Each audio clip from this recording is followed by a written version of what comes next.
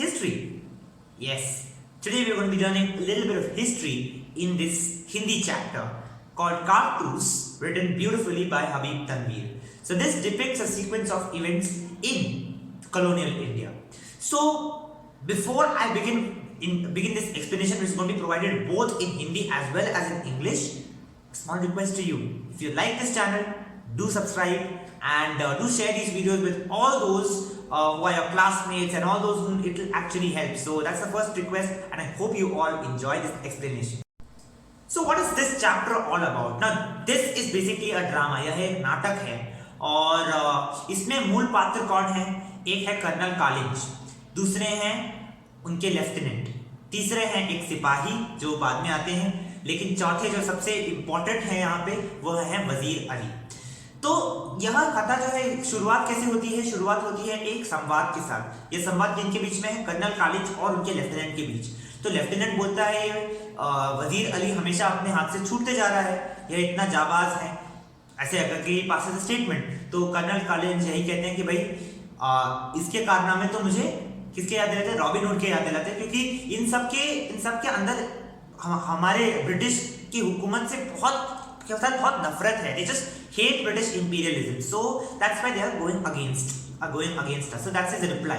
So immediately, Colonel Kalinj asks, who is this Saadat Ali? Saadat Ali है कौन? Now for this, I want to take you back a little in history. Now Saadat Ali was actually the brother of Asif ud-Dawla. And who is this Asif ud-Dawla?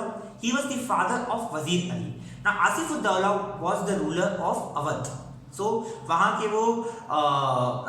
पे वो राज करते थे और उनके मरने के बाद नेचुरली उनका जो हेयर है एक्चुअली अडॉप्टेड वजीर अली, तो वजीर अली को सिंहासन पे ले आए और वहाँ पे वो राज करने लगे अवध पे। लेकिन उसी समय ब्रिटिश कानून को उनके राज अच्छा नहीं लगा, उसीलिए उन्होंने वजीर अली को निकालकर उनके अंकल मतलब आसिफ उद-दौला के भाई सादत अली को वहाँ पे लगा दिया। तो फिर वो पूछते हैं लेफ्टिनेंट पूछते हैं कि सादत अली को ही क्यों लगाया? अरे उनको इतने सारा हमने बहुत ब्राइब दिया है, बहुत पैसा दिया है, उसीलिए वो वहां पे he is a puppet in our hands, that's why he is over there. So यह पूरा मतलब एक पॉलिटिकल गेम था सादत अली को थ्रोन पे ले आने के लिए। तो उसके बाद जो लेफ्टिनेंट है ये बोलता है कि सुना है ये वजीर अली अफगानिस्तान के बादशाह शाह जमा को हिंदुस्तान पर हमला करने की दावत दे रहा है। तो तभी कर्नल कहते हैं हाँ वो दावत दे रहा है, लेकिन यह पहला नहीं है, वजीर अली पहला नहीं है, इसके पहले भी टीपू सुल्तान ने भी उनको न्योता दिया था और नवाब शाम्स-उद-दौला ने भी उनको न्योता दिया था। और ये शाम्स-उद-दौला कौन था? ये नवाब बंगाल का भाई था। तो उसीलिए मतलब उससे ये लोग they infer from all these events, they can infer that there is a wave going along and all over colonial India against British imperialism. So they all want the Britishers to move out, right? And eventually in the year 1947, long time later, we succeeded. But what was happening here was they both were discussing about the various problems plaguing the British colonialism, and at the same point of time how the Battle of Plassey and Battle of Buxar were fought. They were skeptical that with the way things were going, maybe those events and those wonderful victories for them would actually go down into dust, and it won't have any great meaning because the Indians were actually fighting so hard. अभी किस्से के बारे में भी lieutenant और colonel के बीच में थोड़ा संवाद होता है। वो किस्सा क्या है? एक कंपनी के वकील का कत्ल होना, और कातिल कौन था? वजीर Ali.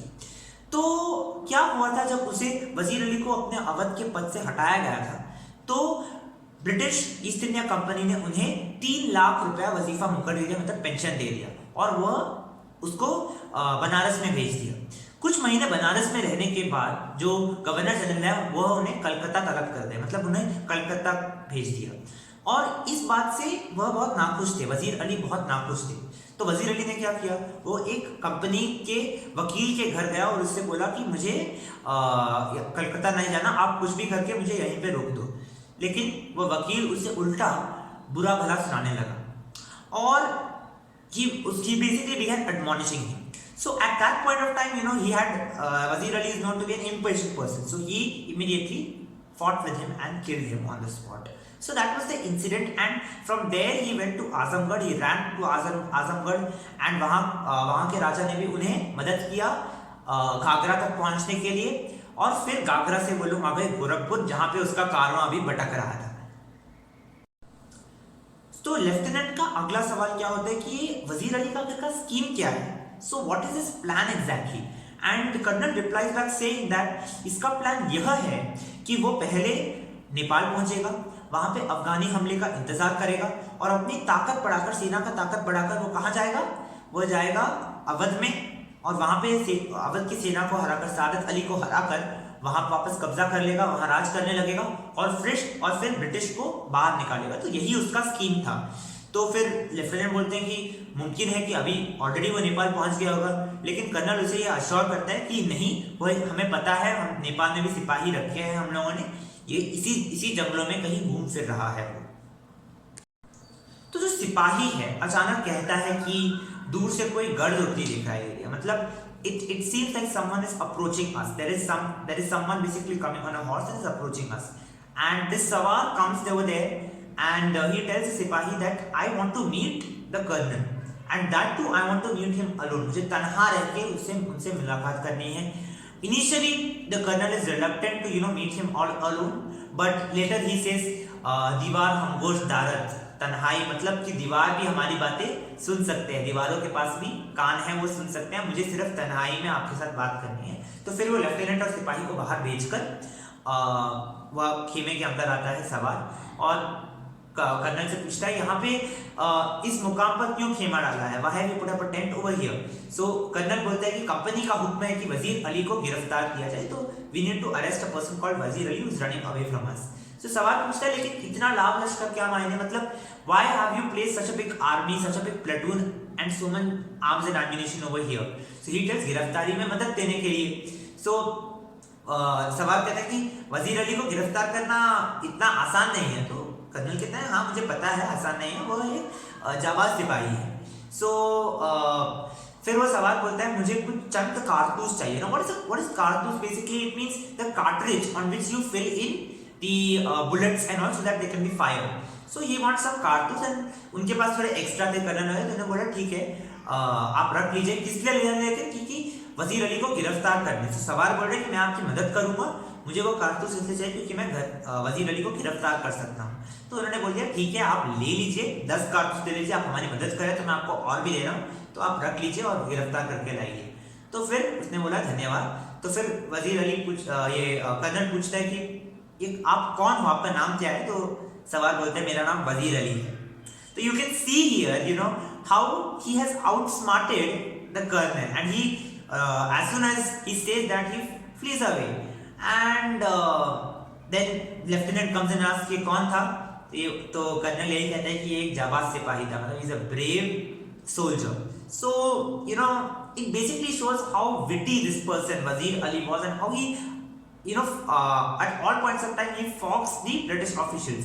Eventually he was captured towards the end of 1799 and then he died a few years later. But this chapter is basically dedicated to Wazir Ali's wit and Wazir Ali's street smartness and what actually led to his escaping the British at all points of time. So I hope you enjoyed this explanation, and if you have any kind of feedback, don't hesitate to drop it in the comments box. If you have any nice comments also, you can put them in the comment box, and we'll be making many more videos in the coming days.